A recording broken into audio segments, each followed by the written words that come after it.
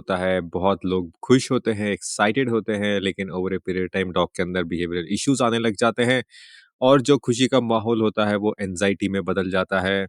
And बहुत सारे cases ऐसे भी होते हैं जिसमें फैमिली सोचती है अपने डॉग को अबैंडन करने का या फिर कहीं एडॉप्शन पे डालने का, क्योंकि जो डॉग के बिहेवियरल इश्यूज़ हैं वो संभल नहीं रहे होते हैं, क्योंकि हमें डॉग के बिहेवियर इश्यूज की अंडरस्टैंडिंग नहीं होती है। सो ये कोर्स हर एक के लिए ज़रूरी है, जिसके पास भी डॉग्स है, जो भी डॉग को रेस कर रहा है, आपको ये समझ में आना चाहिए कि डॉग के क्या क्या बिहेवियर इश्यूज होते हैं। सो इस कोर्स में मैं आपको जो बेसिक बिहेवियरल इश्यूज हैं उसके बारे में बताना चाहता हूँ, उसके बारे में आपको अवेयर कराना चाहता हूँ, ताकि आप उसके सिम्टम्स को समझ सको और हम उसको प्रिवेंट भी कर सकें और रिहेबिलिटेट भी कर सकें, क्योंकि अगर हम बिहेवियर को समझेंगे नहीं तो हम उस पे वर्क कैसे करेंगे। सो स्टार्ट करते हैं अपना कोर्स, और ये कोर्स है understanding and addressing dogs behavioural issues. So सबसे पहले ज़रूरी है कि हम डॉग के माइंड को समझें। देखो यार, है ना? अगर आप इंसानों को भी देखोगे तो इंसानों में 2 तरीके की साइकोलॉजी होती है। मेल ह्यूमन, फीमेल ह्यूमन इस दुनिया को डिफरेंट नज़र से देखते हैं। आपने कई बारी एक्सपीरियंस भी किया होगा, आपने अगर आप एक मेल हो आपने सोचा हो, आप कई बार ऐसे सोचते हो कि यार ये फीमेल इस दुनिया को किस नज़र से देखती है। अगर आप फीमेल हो तो आप सोचते हो कि ये मेल इस दुनिया को किस नज़र से देखते हैं। सो इंसानों में ही 2 तरीके की साइकोलॉजी है। डॉग एक डिफरेंट स्पीशीज है। सो उनके माइंड को समझना बहुत ज्यादा जरूरी है हमको, क्योंकि अगर हम उनके माइंड को समझेंगे नहीं तो हम उनसे कनेक्ट कैसे होंगे, और जब हम उनसे कनेक्ट नहीं हो सकेंगे, हम उनसे ठीक से कम्युनिकेट नहीं कर पाएंगे, तो क्या होगा? इश्यूज आएंगे। क्योंकि ना, अगर आप किसी रिलेशनशिप में हो और आप ठीक से कम्युनिकेट नहीं कर रहे हो और आप अंडरस्टैंड, क्योंकि अरे ना, हम कई बार एक रिलेशनशिप एक्सपर्ट के पास जाते हैं तो सबसे पहले यही हमें बोला जाता है, या फिर यही ऑनलाइन कई बार हम देख लेते हैं, जो रिलेशनशिप एक्सपर्ट्स है वो यही बोलते हैं कि कम्युनिकेट करो। रिलेशनशिप में कम्युनिकेशन बहुत इंपॉर्टेंट चीज़ है और ये सेंस भी मेक करता है। कम्युनिकेशन बहुत इंपॉर्टेंट चीज़ है रिलेशनशिप बिल्डिंग में। अगर हम रिलेशनशिप बिल्डिंग में अच्छा कम्युनिकेट नहीं कर रहे हैं तो रिलेशनशिप अच्छा नहीं हो सकता, और कम्युनिकेशन डिपेंड करता है कि आप कितना अच्छी तरीके से डॉग के माइंड को अंडरस्टैंड करते हो। सो डॉग के माइंड को अंडरस्टैंड करना ज़रूरी है, और अंडरस्टैंड करने के लिए ओ माई डॉग अवेलेबल है आपके लिए, मैं अवेलेबल हूँ आपके लिए। हमारे बहुत सारे कोर्सेज है जो आप कंटिन्यू वॉच कर सकते हो, कंटिन्यू देख सकते हो, जिसमें हम बिहेवियर के बारे में बता रहे हैं, साइकोलॉजी के बारे में बता रहे हैं, डिफरेंट डिफरेंट चीज़ों के बारे में बता रहे हैं। और इस कोर्स में मैं आपको जनरली बिहेवियरल इश्यूज के बारे में बताने वाला हूँ, उसके पीछे का लॉजिक क्या होता है और उसके पीछे का रीजन क्या होता है, और ह्यूमंस कहाँ कहाँ गलतियां करता है, क्योंकि ह्यूमंस का बिहेवियर बहुत ज्यादा इम्पेक्ट करता है डॉग्स को, क्योंकि डॉग्स के नेचुरल हैबिटेट में आपको इश्यूज नहीं दिखते इतने, जितने हमें जो डॉग्स घरों में रह रहे हैं उनके साथ दिखते हैं। तो अब यार सी देखो, हम डॉग्स को अच्छा खाना दे रहे हैं, अच्छा शेल्टर दे रहे हैं, बहुत प्यार कर रहे हैं, लेकिन फिर भी डॉग्स अनस्टेबल हो रहे हैं। लेकिन जो बाहर डॉग्स रहते हैं वो अनस्टेबल नहीं है, जो डॉग्स नेचुरल हैबिटेट में रहते हैं वो अनस्टेबल नहीं है। सिर्फ और सिर्फ डॉग जो हमारे घरों में रह रहे हैं वो अनस्टेबल है। कोई भी डॉग एग्रेसिव पैदा नहीं होता, लेकिन जैसे ही डॉग हमारे साथ रहना स्टार्ट होता है, हमारे बिहेवियर से इन्फ्लुएंस होना स्टार्ट होता है, उसके अंदर बिहेवियरल इश्यूज आ जाते हैं, उसके अंदर एग्रेशन आ जाते हैं, जस्ट बिकॉज हमारा बिहेवियर उसके लिए ठीक नहीं है। सो हम जनरली बिहेव करते हैं हमारे डॉग के साथ हमारी खुद की साइकोलॉजी इस्तेमाल करके। मेल ह्यूमन मेल साइकोलॉजी इस्तेमाल करता है, फीमेल ह्यूमन फीमेल साइकोलॉजी इस्तेमाल करती है, जिससे डॉग के अंदर आइडेंटिटी क्राइसिस आ जाती है। फॉर एग्जाम्पल, जब भी डॉग डरता है, एक एग्जाम्पल दे रहा हूँ आपको जहां पर मिस्टेक होती है, ह्यूमन साइकोलॉजी और डॉग साइकोलॉजी में अंतर है। अगर डॉग डरता है तो जनरली ह्यूमंस क्या करते हैं, डॉग को प्यार देने लग जाते हैं, डॉग को वरीड होने लग जाते हैं, लेकिन उनके नेचुरल हैबिटेट में पैक इस तरीके से बिहेव नहीं करता।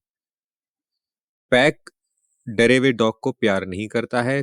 पैक डरे हुए डॉग को अफेक्शन नहीं देता है, कूची बेबी पूची बेबी नहीं करता है, सिर्फ और सिर्फ ह्यूमंस करते हैं। और इसी कारण से डॉग के जो ये बिहेवियर है, जो डर का बिहेवियर है, वो इंक्रीज होता रहता है, क्योंकि डर डॉग को यही समझ में आता है कि जब मुझे प्यार मिल रहा है तो मैं जो बिहेवियर कर रहा हूं वो सही बिहेवियर है। पैक डरे हुए डॉग के साथ वरीड नहीं होता, लेकिन ह्यूमंस वरीड हो जाते हैं। ये ह्यूमन की साइकोलॉजी है, डॉग की साइकोलॉजी डिफरेंट है। सो अगर आप डॉग के साथ डर रहे हो तो डॉग ये सेंस करता है कि आप भी वो भी डर रहा है और आप भी डर रहे हो। इसका मतलब अभी जो सिचुएशन है वहां पर डरना ही है। सो ये मिस्टेक होती है ना? ऐसी बहुत सारी मिस्टेक हम डेली बेसिस पे कर रहे होते हैं, एंड इन मिस्टेक्स कंपाउंड होती रहती है ये मिस्टेक्स, और आगे चलकर ये बिहेवियरल इश्यूज में कन्वर्ट हो जाती है, सीरियस बिहेवियरल इश्यूज में कन्वर्ट हो जाती है। और उन्हीं सब बिहेवियरल इश्यूज के बारे में हम यहाँ पर बात करने वाले हैं। सो कॉमन मिथ और मिसकंसेप्शन है, थोड़ी बहुत मैं आपको चीजें बता, जैसे एक मिसकंसेप्शन यही बताया मैंने आपको, डॉग डरा हुआ है तो उसको प्यार करो, ये एक मिसकंसेप्शन है, मिथ है, आपको ऐसा नहीं करना चाहिए। बहुत सारे ट्रेनर्स ऐसे बोलते हैं, डॉग नीड्स लव, है ना? इस तरीके से बोलते हैं वो, लेकिन डॉग रैशनलाइज नहीं कर सकता। इसका एग्जांपल और दे देता हूँ। सपोज आपने एक डॉग को बोला कि सिट, और डॉग बैठ जाता है, तो और आप उसको प्यार देते हो, तो डॉग को क्या समझ में आता है? इस सिचुएशन पे मेरे को बैठना था, इसलिए मुझे प्यार मिला, तो इसका मतलब जो मैंने किया वो मैंने सही किया। अगर डॉग डर जाता है, आप उसको प्यार देते हो, तो डॉग को क्या समझ में आता है? इस सिचुएशन में मुझे डरना था क्योंकि मुझे प्यार मिला। सो डॉग को जब आप प्यार देते हो, आप उसके स्टेट ऑफ माइंड को नर्चर करते हो, ये आपको ध्यान रखना चाहिए। सो अगर डॉग डरा हुआ है, हमें उसको प्यार नहीं करना। अगर डॉग बार्क कर रहा है, गुर्रा रहा है, एग्रेसिव है, हमें उसको प्यार नहीं करना। क्या करना है वो डिफरेंट कोर्सेज की बात है, अभी मैं बात कर रहा हूँ क्या मिसकंसेप्शन है। ओके, सो ये एक मिसकंसेप्ट कंसेप्शन है। बहुत सारी चीजें ये भी होती है कि लोग छोटे डॉग्स को, एग्जाम्पल देता हूँ मैं आपको, छोटे डॉग्स बोलते हैं कि बहुत नॉटी है, छोटे डॉग्स बहुत नॉटी होते हैं, ऐसा बिल्कुल भी नहीं है ना? लोग छोटे डॉग्स को ग्रांटेड ले लेते हैं शुरुआत में, है ना? ग्रांटेड ले लेते हैं। क्यों? अगर छोटे डॉग को पकड़ लेते हैं, है ना? लाइक गोदी में उठा लेते हैं बार-बार उसको। आप क्या एक रॉटवाइलर को गोदी में उठाओगे बार-बार? आप क्या एक जर्मन शेफर्ड को उठाओगे गोदी में बार-बार? लेकिन आप छोटे डॉग के साथ ऐसे करते हो।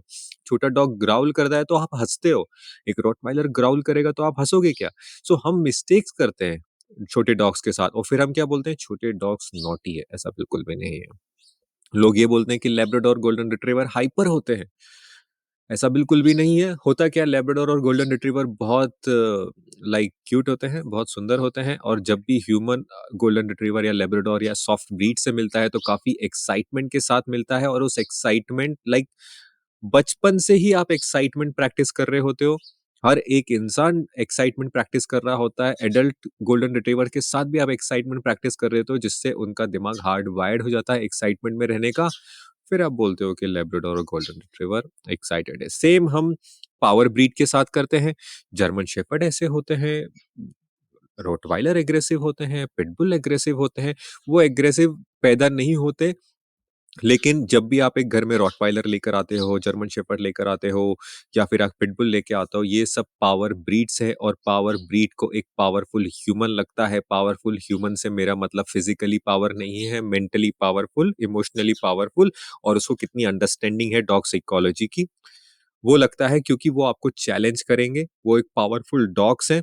तो जितने पावरफुल डॉग्स होते हैं, उतने ही उनको एक पावरफुल ह्यूमन लगता है, इमोशनली पावरफुल ह्यूमन लगता है, मेंटली पावरफुल ह्यूमन लगता है।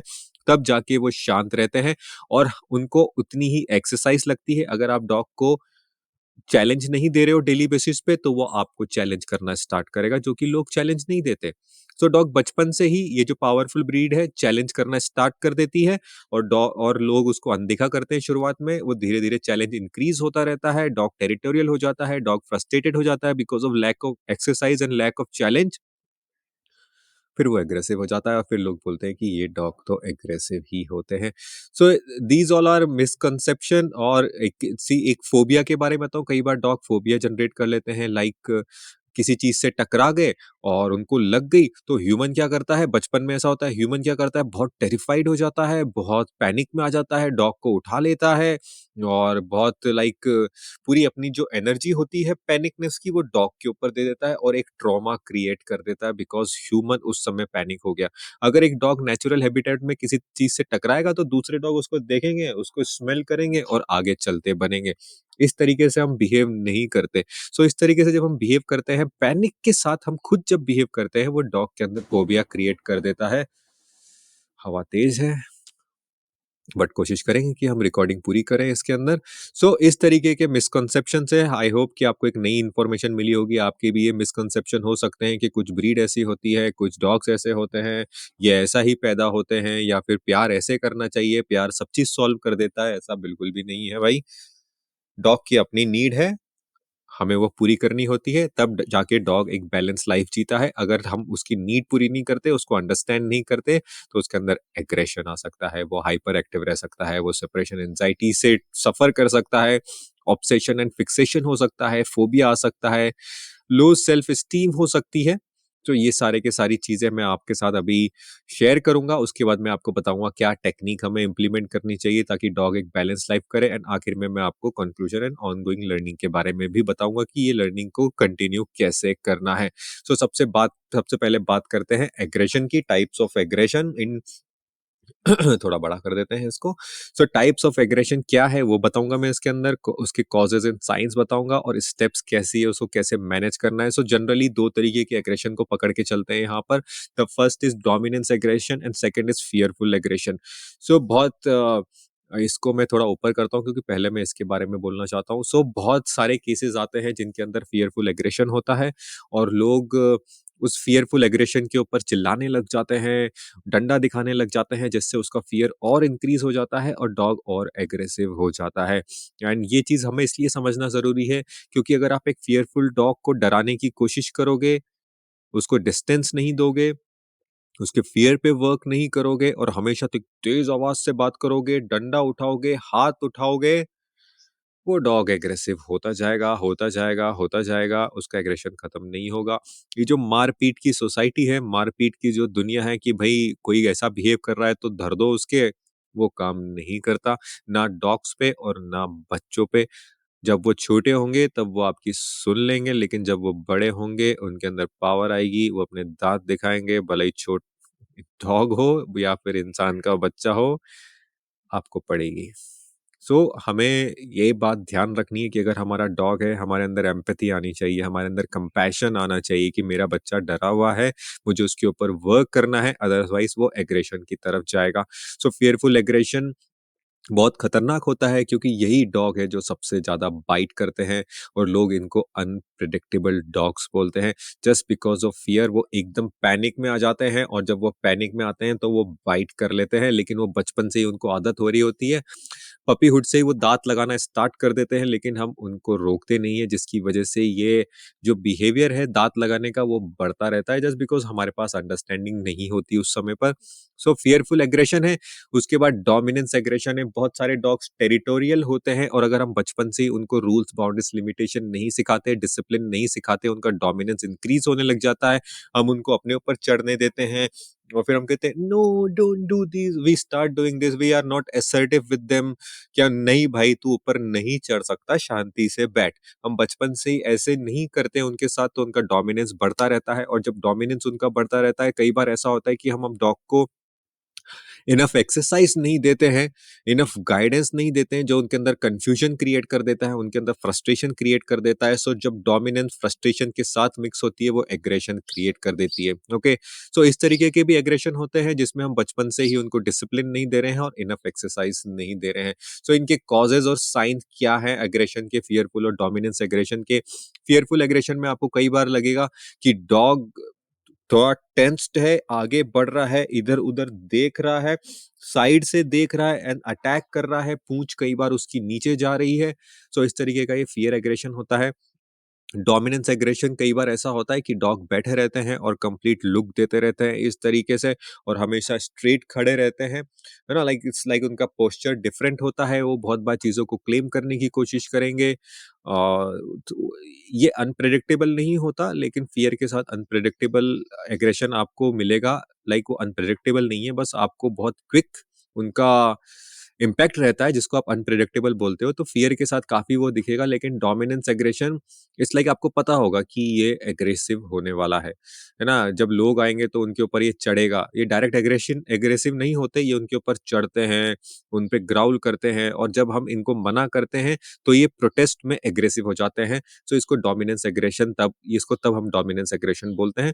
सो मोस्टली जो केसेज़ आते हैं वो फ़ियरफुल एग्रेशन के होते हैं और डोमिनेंस एग्रेशन बहुत कम आते हैं। लेकिन डॉग्स में डोमिनेंस एग्रेशन भी हमें दिखाई देता है और फ़ियरफुल एग्रेशन भी दिखाई देता है, लेकिन इसका रूट कॉज़ सिर्फ़ और सिर्फ़ ह्यूमन की लैक ऑफ अंडरस्टैंडिंग है, डॉग साइकोलॉजी की और इन सब बिहेवियरल इश्यूज़ की। अब इसके स्टेप्स क्या हैं? इसको कैसे मैनेज करना है? द फर्स्ट थिंग आपको करना है कि आपको अपनी डॉग साइकोलॉजी की नॉलेज बढ़ानी है। आपको लाइक एक इनिशिएटिव लेना है कि मुझे अपने डॉग के माइंड को अंडरस्टैंड करना है। उसके साथ-साथ अगर इश्यू बहुत ज़्यादा बड़ा है, तो आपको अपने एक प्रोफ़ेशनल हायर करना पड़ेगा। उसमें हम आपकी हेल्प कर सकते हैं, हम बता सकते हैं कि कौन-सा प्रोफ़ेशनल आपके लिए ठीक रहेगा। आप हमसे कैसे कॉन्टैक्ट कर सकते हो, मैं इस कोर्स के आखिर में आपको बताऊँगा। कि आप हमसे ऐसे कांटेक्ट कर सकते हो और हम आपके लिए फिगर आउट कर सकते हैं कि आपको किस तरीके का बिहेवियरिस्ट लगेगा जो आपके केस के लिए एप्रोप्रिएट होगा। लेकिन आपको बचपन से ही ये सब चीज़ें, क्योंकि यार देखो प्रिवेंशन ईज़ी है, रिहैबिलिटेशन बहुत मुश्किल है, बहुत दिक्कतें आती हैं, बहुत सरदर्दी होती है। बहुत ज़्यादा ज़रूरी है कि जब हमारे पास पपी आए तब से ही हम ये सब चीज़ें स्टडी करना स्टार्ट कर दें। अगर आप ये वीडियो देख रहे हो, आप ये कोर्स देख रहे हो, जो कि ऑब्वियसली आप देख रहे हो, मैं आपसे हेल्प माँगूँगा। मेरे सारे कोर्सेज़ फ्री हैं, है ना? ऑलमोस्ट सारे कोर्सेज़ फ्री हैं। मैं जितने भी मेरे पेड कोर्सेज़ थे, मैं उनको भी फ्री करते जा रहा हूँ। मैं एजुकेशन को फ्री करना चाहता हूँ, आप सब लोगों के लिए मैं फ्री करना चाहता हूँ, मैं डॉग साइकोलॉजी सबको सिखाना चाहता हूँ। मेरा बस आपसे एक ही रिक्वेस्ट है, इन रिटर्न मुझे बस यही चाहिए कि आप इस चीज़ों को शेयर कीजिए, दूसरे लोगों को बताइए कि डॉग साइकोलॉजी अवेयर होना कितना ज़रूरी है, अगर वो चाहते हैं कि उनका डॉग हैप्पी रहे और एक हेल्दी रिलेशनशिप में रहे। इतना ही मैं आप लोगों से चाहूँगा कि आप रिटर्न में मुझे ये दे सकते हैं, बाकी हर चीज़ मैं आपको फ्री में प्रोवाइड करा रहा हूँ। या आगे चलते हैं। Steps to manage and redirect aggression पे हैं हम, थोड़ा-सा मैं डेविएट हो गया बट ये बोलना भी मेरे लिए ज़रूरी था। कैसे मैनेज करना है हमें, रीडायरेक्ट कैसे करना है एग्रेशन? डॉग को इनफ एक्सरसाइज प्रोवाइड करना स्टार्ट करना है हमको, डॉग को हम इनफ एक्सरसाइज प्रोवाइड करेंगे, डॉग की साइकोलॉजी को अंडरस्टैंड करेंगे और कैसे उसकी नीड्स को पूरा करना है। बहुत सारे कोर्सेज है मेरे, आप ohmydog.rocks पे जाएंगे, हमारी वेबसाइट पे बहुत सारे कोर्सेज हैं जो यही सब चीजें आपको सिखा रहा है। सो अपनी सी देखिए, इट डिपेंड्स ऑन यू कि आप कितना पढ़ना चाहते हैं, कितना स्टडी करना चाहते हैं डॉग के बारे में, आप कितना अच्छा रिलेशनशिप चाहते हैं। आप एक ट्रेनर भी हायर कर सकते हैं, एक बिहेवियरिस्ट भी हायर कर सकते हैं, लेकिन मैं ऑलवेज रिकमेंड करता हूँ कि स्टडी, है ना? क्योंकि पहले के टाइम पे हम डॉग्स को सिर्फ वर्क के लिए लेकर आते थे, लेकिन आज के टाइम पर हम डॉग को कंपेनियनशिप के लिए लेकर आते हैं। कंपेनियनशिप का मतलब होता है, एक आप किसी के साथ रिश्ते में आना चाहते हो, कोई रिलेशनशिप बनाना चाहते हो, और रिलेशनशिप डिपेंड करता है कि आप कितना अच्छी तरीके से कम्युनिकेट कर रहे हो, और कम्युनिकेशन डिपेंड करता है आप कितना अच्छी तरीके से अंडरस्टैंड कर रहे हो। आप अंडरस्टैंड नहीं करोगे तो आप कम्युनिकेट कैसे करोगे? कम्युनिकेट नहीं करोगे तो रिश्ता कैसे बनेगा? और ये सब बिहेवियरल इशू उसमें आएगा। सो कोर्सेज से गो थ्रू होना ज़रूरी है, थोड़ा टाइम निकालिए, हमारी कम्युनिटी में आइए, और कम्युनिटी में कैसे आना है मैं आपको आखिर में बताऊँगा, लेकिन कॉन्टैक्ट में रहना बहुत ज़्यादा ज़रूरी है किसी एक्सपर्ट के, और मैं यहाँ पर अवेलेबल हूँ आपके लिए। हाइपर एक्टिविटी पे चलते हैं डॉग्स में। हर एक डॉग ती हर एक डॉग नहीं, हर एक ब्रीड में डॉग्स 3 लेवल की एनर्जी के साथ पैदा होते हैं। जो पावर ब्रीड्स होती हैं लाइक रॉटवाइलर, जर्मन शेफर्ड, पिट बुल्स, इसमें इट्स ये एक डिफरेंट एनर्जी लेवल्स होते हैं, है ना? मैक्सिमम डॉग्स इसमें एक डिफरेंट एनर्जी लेवल्स के होते हैं। एंड जो सॉफ्ट ब्रीड होती है लाइक लैब्राडोर्स, गोल्डन रिट्रीवर्स, उसमें एक different sort type of energy होती है जो मैक्सिमम डॉग्स होते हैं। एनर्जी होती क्या है? हर एक डॉग या तो लो एनर्जी होता है, या मीडियम एनर्जी होता है, या फिर हाई एनर्जी होता है। पावर ब्रीड्स में आपको मीडियम से हाई एनर्जी के डॉग्स ज्यादा मिलेंगे। सॉफ्ट ब्रीड में लैब्राडोर, रॉटवाइलर, इन आपको लो से मीडियम एनर्जी के डॉग्स ज्यादा मिलेंगे। ये अंडरस्टैंड करना इसलिए ज़रूरी है क्योंकि अगर आप इन चीज़ों को अंडरस्टैंड नहीं करोगे, एनर्जी लेवल को, तो आप अपने डॉग को माइंड स्टिमुलेंट प्रोवाइड नहीं करोगे जो उसको चाहिए होगा इस एनर्जी के पॉइंट ऑफ व्यू से। अगर आप वो प्रोवाइड नहीं करोगे तो डॉग के अंदर एक्साइटमेंट बढ़ता रहेगा, हाइपर एक्टिविटी बढ़ती रहेगी। लेकिन उसका जो रियल कॉज है हाइपर एक्टिविटी का, वो रियल कॉज, दो रियल कॉज है। फर्स्ट है मिसकंसेप्शन। व्हाट इज द, क्या मिसकंसेप्शन है यहाँ पर? लोगों को लगता है, आपको लगता है कि एक्साइटमेंट हैप्पीनेस है। एक्साइटमेंट हैप्पीनेस नहीं है। एक्साइटमेंट और हैप्पीनेस दो डिफरेंट इमोशंस हैं। आपको जंगल में ज़ेब्रा कूदते हुए नहीं दिखाई देंगे। एक्साइटमेंट में कोई भी एनिमल आपको कूदते हुए नहीं दिखाई देंगे। सिर्फ और सिर्फ डॉग्स जो ह्यूमन के बिहेवियर से इन्फ्लुएंस्ड है वो आपको कूदते हुए दिखाई दिखाई देंगे, क्योंकि लोगों को लगता है, आपको लगता है कि एक्साइटमेंट हैप्पीनेस है। फर्स्ट रूट कॉज ये है कि एक्साइटमेंट हैप्पीनेस नहीं है, लोग उसको हैप्पीनेस समझते हैं, तो आपको उसका अंतर पता होना चाहिए। सेकंड है डॉग के अंदर एनर्जी, है ना? आप उसको इनफ माइंड स्टिमुलेंट प्रोवाइड नहीं कर रहे हो, जिसकी वजह से उसका माइंड में पेंट अप एनर्जी है। वो pent up energy hyper activity के थ्रू भी रिलीज हो सकती है, डिफरेंट डिफरेंट बिहेवियरल इश्यूज के थ्रू भी रिलीज हो सकती है। वो पेंटअप एनर्जी किसी को भी ताकत दे सकती है, फ्रस्ट्रेशन को, एंजाइटी को, नर्वसनेस को, इनसिक्योरिटी को, डिप्रेशन को, किसी भी चीज को वो ताकत दे सकती है। सो बहुत ज्यादा जरूरी है कि हम ये देखें कि हमारे डॉग की जो एनर्जी है वो रिलीज होती रहे। और डॉग की एनर्जी हम कैसे रिलीज कर सकते हैं? लंबी वॉक से रिलीज करा सकते हैं, पजल वाले गेम से रिलीज करा सकते हैं, एजिलिटी ट्रैक से रिलीज करा सकते हैं, एजिलिटी का कोई प्रोग्राम रन करके रिलीज करा सकते हैं, ट्रैकिंग, हाइकिंग, बाइसिकल राइडिंग से हम रिलीज करा सकते हैं। हम रिलीज बहुत तरीकों से करा सकते हैं।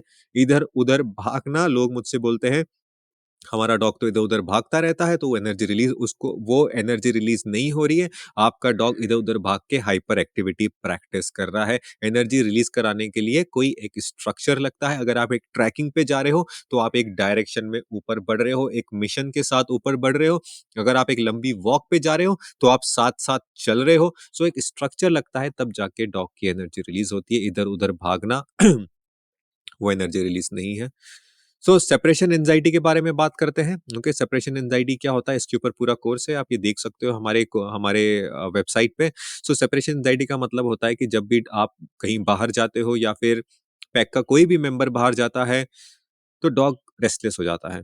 डॉग बार्क करने लगता है, व्हाइन करने लगता है, चीज़ों को डिस्ट्रॉय करने लगता है चीज़ों को डिस्ट्रॉय करने लगता है। या सो चीज़ों को डिस्ट्रॉय करने लगता है, एंड ये काफ़ी स्ट्रेसफुल सिचुएशन हो जाती है आपके लिए भी और आपके डॉग के लिए भी, क्योंकि कोई भी अपने डॉग को इस तरीके से परेशान होना नहीं देखना चाहेगा। और जब डॉग बार्क करता है, व्हाइन करता है या चीज़ें डिस्ट्रॉय करता है, तो वो दुःख तो देता ही है। कई बार नेबर की कंप्लेंट्स आती है, सोसाइटी से कंप्लेन आती है। सो ये सारे साइन्स हैं, सिम्पटम्स हैं। लेकिन अगर आप इसको प्रिवेंशन में रखो तो बहुत ही अच्छा होगा। कैसे करना है वो मेरा पूरा कोर्स है सेपरेशन एंजाइटी के ऊपर। सो साइंस ये होता है कि शुरुआत में क्या होता है, डॉग हमेशा फॉलो करने लग जाता है आपको और आपको वो अच्छा लगता है। कुछ भी वो थोड़ा-सा व्हाइन करता है तो आप उसको उठा लेते हो। एंड ये आगे चलकर सेपरेशन है, वो दूसरे कमरे में होता है तो वाइन करने लग जाता है, आप जाके बोलते हो कि ओह बेबी व्हाट हैपेंड, है ना?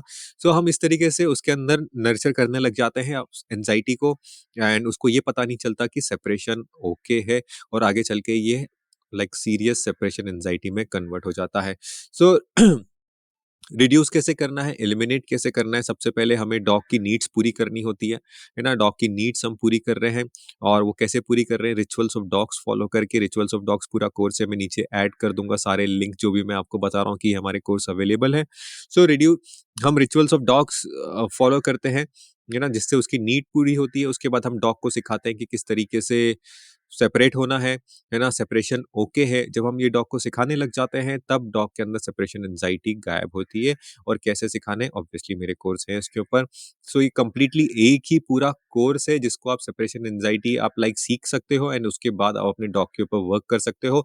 इस कोर्स से मेरा पूरा यही मकसद है कि आपको जो डिफरेंट बिहेवियरल इश्यूज है उसके बारे में मैं आपको बताता रहूं, और कैसे कैसे उसको सॉल्व करना है आपको एक ओवरव्यू देता रहूं, ताकि आप इनके पर्टिकुलर कोर्सेज में जाकर सीख सको, वर्क कर सको और इम्प्लीमेंट कर सको।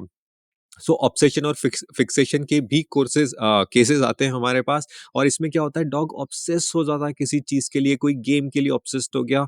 लाइक डॉग्स आते हैं जो बोलते हैं कि ये बॉल के लिए ऑब्सेस्ड है, ये कुछ भी नहीं देखता, अगर बॉल हमने फेंका तो किसी भी से टकरा जाएगा। सो वहाँ ऑब्सेशन है। बहुत से बोलते हैं कि ये एक चीज को देखता रहता है, खड़ा हो जाता है और फिक्सेटेड करता है। तो इस तरीके के हमारे पास केसेस आते हैं। सो कॉमन ऑब्जेक्ट्स क्या होता है, लाइक बॉल है, कोई चीज है, कोई खाना है, ये इस तरीके का ऑब्सेशन होता है। और ये क्यों हो रहा है ऑब्सेशन? क्योंकि डॉग के अंदर एनर्जी बहुत है ना? डॉग के अंदर एनर्जी बहुत है, डॉग को इनफ चैलेंज नहीं मिल रहा। डॉग एक प्ले कैटेगरी का है, उसको प्ले अच्छा लगता है और उसको इतना प्ले नहीं मिल रहा। डॉग एक वर्किंग क्लास है और उसको वर्क नहीं मिल रहा। तो डॉग के अंदर ऑब्सेशन और फिक्सेशन स्टार्ट हो जाता है। डॉग को लंबी वॉक्स पे लेके जाना बहुत ज्यादा जरूरी है। सी देखिए, हर एक बिहेवियरल इशू में ये मैं आपको बता रहा हूँ कि डॉग की जो बेसिक नीड्स होती है वो हमें पूरी करनी होती है। और जनरली लोग पूरी नहीं कर रहे होते हैं। टोटल टाइम डॉग घर के अंदर रहता है, वो बहुत ज्यादा बोर हो जाता है। आपके पास टीवी है, मोबाइल है, सोशल मीडिया है देखने के लिए, लेकिन डॉग्स के पास क्या है, बस वो बैठे हुए हैं। और डॉग्स चार दीवारी के पीछे रहने के लिए नहीं बने हैं। सो अगर हम उसको हमेशा चार दीवारी के पीछे रखेंगे तो उनके अंदर बहुत सारे बिहेवियरल इश्यूज आ जाते हैं और ऑब्सेशन फिक्सेशन उनमें से एक है। It is out of boredom, it is like because of a lot of energy in them और lack of challenge in their life। so dog को चैलेंज चाहिए होता है, डॉग को प्ले चाहिए होता है, डॉग को डेली बेसिस पे एनर्जी रिलीज कराना होता है। और जो ये बोर्डम है चार दीवारी का, वो डॉग को खा जाता है। और वो ऑब्सेशन और फिक्सेशन से आपके साथ कम्युनिकेट करता है कि I need challenge in my life, I need outings, please take me out of this house. So इस तरीके से वो आपसे कम्युनिकेट करता है। लेकिन लोग ट्रेनर हायर कर लेते हैं और किसी तरीके से ट्रेन करने लग जाते हैं डॉग को, सेट स्टे और इस तरीके से। लेकिन यहाँ पर वो काम नहीं करता, क्योंकि डॉग आपसे बस कम्युनिकेट कर रहा है कि उस पे वर्क करो, उसको बाहर लेकर जाओ, अपने घर से बाहर निकलो, लंबी वॉक पे लेके जाओ, कुछ चैलेंज क्रिएट करो उसके लिए और लाइफ जीने दो उसको, चार दीवारी के पीछे मत रखो। सो फोबिया का भी आता है हमारे पास। सो फोबिया कैसे काम करता है डॉग के अंदर, कि डॉग इट्स लाइक स्टक हो जाता है। और स्टक होने का मैं इसलिए बोल रहा हूँ क्योंकि डॉग पास्ट में नहीं जीते, वो पास्ट को होल्ड करके नहीं रखते जिस तरीके से ह्यूमन होल्ड करके रखता है। ह्यूमन को कोई पास्ट में कुछ हुआ तो ह्यूमन डेली बेसिस पे सोचता रहता है, दुखी होता रहता है। और वही सेम चीज हम डॉग के साथ करते हैं। लाइक डॉग किसी गाड़ी से टकरा गया, सब सपोज करो आप वॉक पे लेकर जा रहे हो, आप किसी किसी यही केस आया था यार, है ना? एक एक डॉग है और वो बचपन में गाड़ी से टकरा गया। और जब वो बचपन में गाड़ी से टकराया तो उसकी ह्यूमन बहुत ज्यादा पैनिक हो गई, डॉग को उठा लिया और ऐसे ऐसे कर रही एंड उसके बाद चिल्ला रही सामने वाले जिसने गाड़ी पे उस ठोका। सो वो चिल्ला रही बहुत तेज तेज और ऐसे ऐसे करे जा रही। वो क्या, वो जो एनर्जी है पैनिक की, वो सारी की सारी डॉग एब्जॉर्ब करने लग गया। और उससे क्या हुआ, एक नेगेटिव एसोसिएशन क्रिएट हो गया। जितनी भी वहां पर आवाजें आ रही थी, जितने भी वहां पर हॉर्न बज रहे थे, उससे एक नेगेटिव एसोसिएशन क्रिएट हो गया और वो डॉग एक फोबिया मोड में आ गया। जब वो केस हमारे पास आया था तो हमने 15 डेज के लिए उस डॉग को अपने पास रखा और उसको लगातार हम वॉक पे लेके गए। और जितनी बार भी उसके अंदर फोबिया आया तो हमारे दिमाग में ऐसा कुछ भी पास्ट की इवेंट नहीं थी, हमने उसको फियर वो एक्सपीरियंस करने दिया। और हम, लेकिन हम शांत थे, वो फियर को एक्सपीरियंस कर रही थी और थोड़ी देर बाद वो शांत हो जाती थी। ये हमने रेगुलर बेसिस पे प्रैक्टिस करते रहे कि उसको हम फियर एक्सपीरियंस करने दे रहे थे उसके हिसाब से कितना भी कर। लेकिन हम उसके साथ भाग नहीं रहे थे, हम उसके साथ वरिड नहीं हो रहे थे, हम उसके साथ बस खड़े थे कि हम यहाँ पर तेरे लिए अवेलेबल हैं। तुझे जो भी महसूस हो रहा है हम उसको एक्सेप्ट कर रहे हैं, लेकिन हम तेरे साथ वरिड नहीं हो रहे, हम तेरे साथ भाग नहीं रहे। तो तू मुझे महसूस कर कि मैं कॉन्फिडेंट हूँ। और जब ये डॉग कॉन्फिडेंस महसूस करता है अपने ह्यूमन के अंदर, वो शांत होने लग जाता है। लेकिन ह्यूमन लेट गो नहीं करता फोबियाज को और उसके दिमाग में वही इवेंट वापस से चलने लग जाते हैं कि मेरा डॉग घबरा रहा है, मेरे डॉग को एक्सीडेंट हो गया था इसलिए वो ऐसा बिहेव कर रहा है। तो जिसकी वजह से डॉग अंदर से एंशियस होने लग जाता है, ह्यूमन अंदर से एंशियस होने लग जाता है, इनसिक्योर होने लग जाता है। जो डॉग पिकअप करते हैं एंड वो भी एंशियस इनसिक्योर होने लग जाते हैं। सो कॉमन डॉग फोबियास है, थंडरस्टॉर्म है, फायरवर्क्स है। सो ये इन सब चीजों, जब डॉग डरता है तो हम उससे अगेन बहुत ही प्यार से बात करने लग जाते हैं, बहुत उससे हम उसके साथ वरीड हो जाते हैं, तो उसके साथ वरीड हो जाते हैं जो डॉग के अंदर और इश्यूज़ क्रिएट कर देता है। तो फ़ोबियाज़ पे कैसे वर्क करते हैं? फ़ोबियाज़ पे लीश आपकी मदद करती है क्योंकि हमें डॉग को भागने से रोकना होता है कि डॉग भागे ना। अगर डॉग भाग रहा है, हम डॉग और तो उसके अंदर भागने का बिहेवियर नर्चर होता है, डर का बिहेवियर नर्चर होता है। सो आपको अपनी लीश इस्तेमाल करनी है। जब भी डॉग डरे, आप लीश को शॉर्ट किल कर लीजिए, डॉग को अपने पास ले आइए ताकि डॉग आपकी एनर्जी एब्ज़ॉर्ब कर सके। अब एनर्जी आपकी एब्ज़ॉर्ब करेगा तो आपकी एनर्जी क्या है वो भी डिपेंड करती है। अगर आप अपने डॉग के साथ वरीड हो रहे हो, एंग्ज़ियस हो रहे हो, डॉग शांत नहीं होगा। सो आपके इमोशन बहुत ज़्यादा मैटर करते हैं इस डॉग फ़ोबियाज़ के साथ और लेट गो करना बहुत ज़्यादा ज़रूरी है पास्ट के इवेंट्स को। अगर आप पास्ट के इवेंट्स को लेट गो नहीं कर रहे हैं तो अपने डॉग से एक्सपेक्ट मत कीजिए कि वो लेट गो करेगा। डॉग थंडरस्टॉर्म से डर रहा है तो उसकी एक जगह बनाइए और वहाँ पर उसको बाँध के रखिए, वहाँ पर उसके पास बैठिए, लेकिन उसको अफ़ेक्शन मत दीजिए, उसको अपनी एनर्जी दीजिए, अपना कॉन्फिडेंस दीजिए, वरीडनेस नहीं, अपना कॉन्फिडेंस दीजिए, वहाँ पर बैठ सकते हैं और कॉन्फिडेंट फ़ील कर सकते हैं कि हाँ, मैं हूँ यहाँ पर तुझे प्रोटेक्ट करने के लिए, कुछ भी दिक्कत नहीं है, तू आराम से बैठ। वो इधर-उधर भागेगा, लेकिन थोड़ी देर में आपकी कॉन्फिडेंस को सेंस करके वो बैठ जाएगा, क्योंकि जब भी डॉग डरते हैं, उनको एक कॉन्फिडेंट सोर्स ऑफ एनर्जी चाहिए होती है, ये उनका नेचर है। जब भी डॉग डरते हैं, वो एक कॉन्फिडेंट सोर्स ऑफ एनर्जी की तरफ भागते हैं, जहाँ से इसलिए डॉग डरते हैं तो घर के अंदर भागते हैं क्योंकि घर का उनका मतलब उनके दिमाग में मतलब है कॉन्फिडेंस का। या फिर आपके पास आके बैठ जाते हैं, लेकिन आप फिर वरीड होते हो तो वो फिर भाग जाते हैं कहीं न कहीं क्योंकि उसको आपसे मतलब नहीं है, आपकी एनर्जी से मतलब है, तो आपका कॉन्फिडेंस बहुत ज़्यादा ज़रूरी है, ये था फ़ोबिया।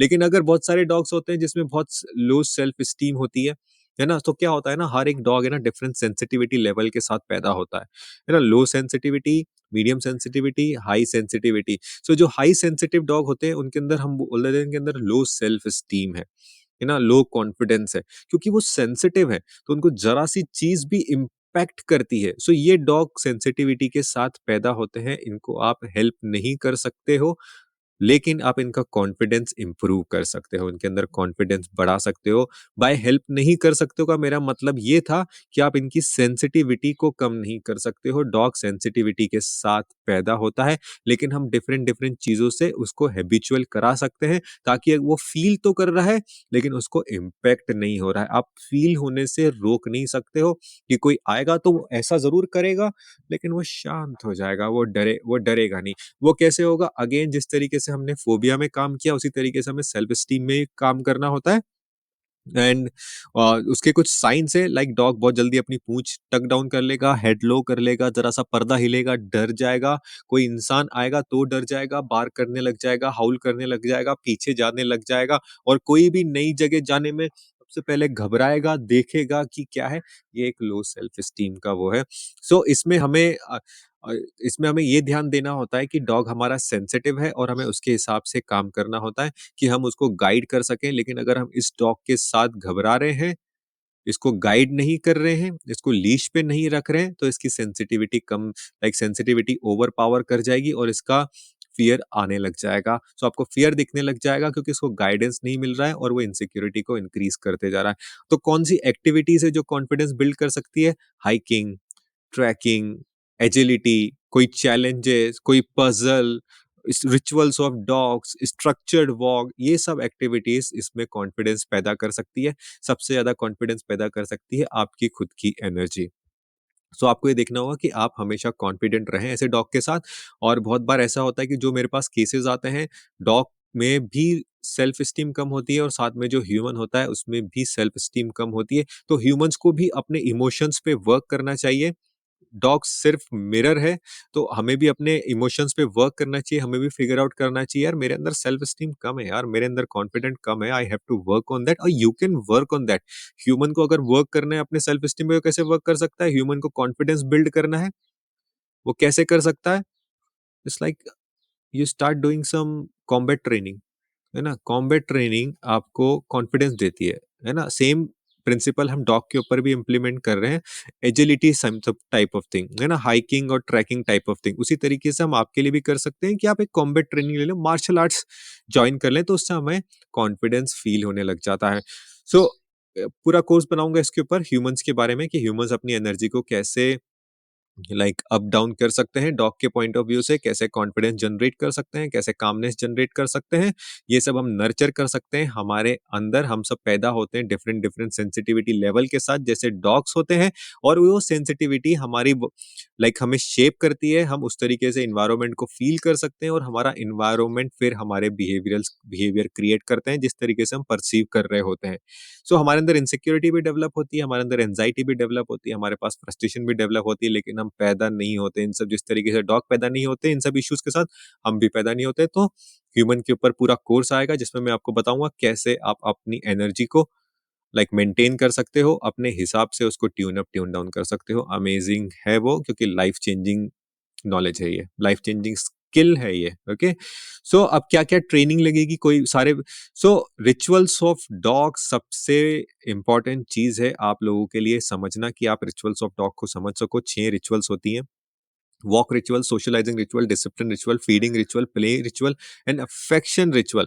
इन रिचुअल्स को कैसे परफॉर्म करते हैं उस पर डिपेंड करता है, आप कैसे परफॉर्म कर रहे हो उस पर डिपेंड करता है कि आपका डॉग कितनी जल्दी रिहेबिलिट हो रहा है और कितना एक बैलेंस लाइफ जी रहा है। सो ये पूरा कोर्स है हमारी वेबसाइट पे, पूरा कोर्स है रिचुअल्स ऑफ डॉग्स। सो आप वो देख सकते हो, गो थ्रू हो सकते हो, अपने डॉग पे इम्प्लीमेंट कर सकते हो। जब आप ये इम्प्लीमेंट करना स्टार्ट करते हो, बहुत सारे इश्यूज गायब होने लग जाते हैं, और एक जबरदस्त बॉन्ड मिलता है आपको आपके डॉग के साथ। सो जब आप ये सब चीजें कर रहे होंगे, आपको ऑब्वियसली बात है कि डाउट्स आएंगे, क्वेश्चंस होंगे, वो आप कैसे हमसे पूछ सकते हो, उसकी प्रोसेस है। मैंने आपको ऊपर ये बताया था कि अगर आपको कोई बिहेवियरिस्ट चाहिए, आपको कोई ट्रेनर चाहिए, हम फाइंड आउट करने में हेल्प कर सकते हैं। तो आप हमसे कैसे कांटेक्ट कर सकते हो, हमारा पैक प्लेटफॉर्म है, वहां पर आप हमसे कांटेक्ट कर सकते हो, वो फ्री है। बहुत सारे डॉग पेरेंट्स हैं, डॉग ट्रेनर्स हैं, डॉग बिहेवियरिस्ट हैं, डॉग पेरेंटिंग एक्सपर्ट्स हैं, उसके ऊपर न्यूट्रिशनिस्ट हैं। सो आप वहां पर आ सकते हैं, ज्वाइन कर सकते हैं, हमसे बात कर सकते हैं, कंटिन्यूस बेसिस पे कनेक्ट हो सकते हैं, क्योंकि डॉग मशीन नहीं है। अनाप शनाप बिहेवियर आते हैं, और हमें उस बिहेवियर में, उन सिचुएशंस में कैसे बिहेव करना है, उस पे डिपेंड करता है कि हमारे डॉग का बिहेवियर अच्छा होगा या खराब होगा। तो बहुत ज्यादा जरूरी है कि आप एक एक्सपर्ट से, एक एक्सपर्ट कम्युनिटी से कनेक्टेड रहो, और फ्रीली पूछ सको। सो हमारा ये पैक प्लेटफॉर्म है जहां पर हम आपको ये सर्विस प्रोवाइड करते हैं, कंप्लीटली फ्री है। प्लीज ज्वाइन कर लीजिए, omydog.rocks पे आपको डिटेल्स मिल जाएगी। उसके बाद हमारा प्रीमियम सपोर्ट भी है। अगर आपको पर्सनलाइज प्रीमियम सपोर्ट चाहिए, मेरी पर्सनल गाइडेंस चाहिए कि हम बात कर सकें प्राइवेटली, सो एंड मेरी कॉल कंसल्टेशन चाहिए, तो हमारे पास वो भी अवेलेबल है। तो ये भी omydog.rocks पे आपको मिल जाएगी डिटेल्स। मैं नीचे लिंक्स भी ऐड कर दूंगा सब चीजों का।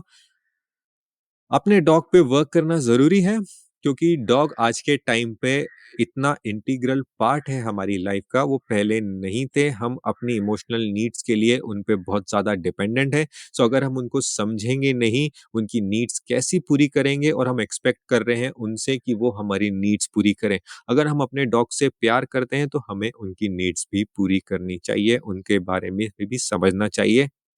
और मैं आपकी मदद करता रहूँगा, क्योंकि यहाँ पर मैं अवेलेबल हूँ, आपके सारे क्वेश्चंस का आंसर देने, आपके साथ चलने के लिए, आपको बताने के लिए कि आप अपने डॉग को कैसे समझ सकते हैं, ताकि आपका रिश्ता आपके डॉग के साथ प्यार का हो, ट्रस्ट का हो, रिस्पेक्ट का हो, और आप भी ग्रो हो, आपका डॉग भी ग्रो हो। मैं आपसे फिर मिलूंगा नेक्स्ट कोर्स में। Thank you so much.